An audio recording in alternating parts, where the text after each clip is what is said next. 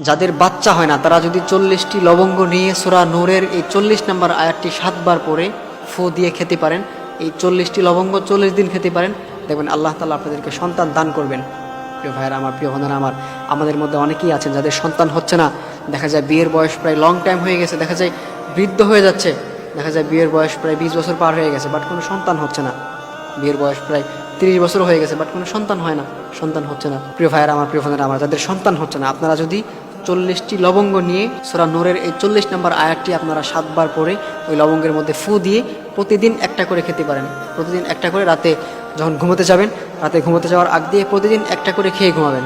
মায়েরা যারা আছেন প্রতিদিন রাতে একটা করে খেয়ে ঘুমাবেন। 40টি লবঙ্গ প্রতিদিন একটা করে 40 দিন খাবেন।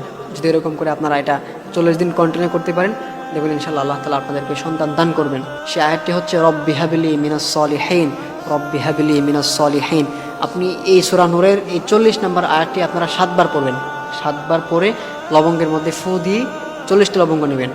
40টি লবঙ্গ নিয়ে ওই লবঙ্গের মধ্যে সূরা নূরের এই আয়াতটি 7 বার পরে রব্বি হাবলি মিনাস সলিহিন, রব্বি হাবলি মিনাস সলিহিন, এটা পরে 7 বার পরে আপনি ওই 40 লবঙ্গের মধ্যে আপনি ফু দিবেন। ফু দিয়ে আপনি এটা প্রতিদিন রাতে আপনি একটা করে খেতে থাকবেন। ইনশাআল্লাহ দেখবেন আল্লাহ তাআলা আপনাদেরকে সন্তান দান করবেন।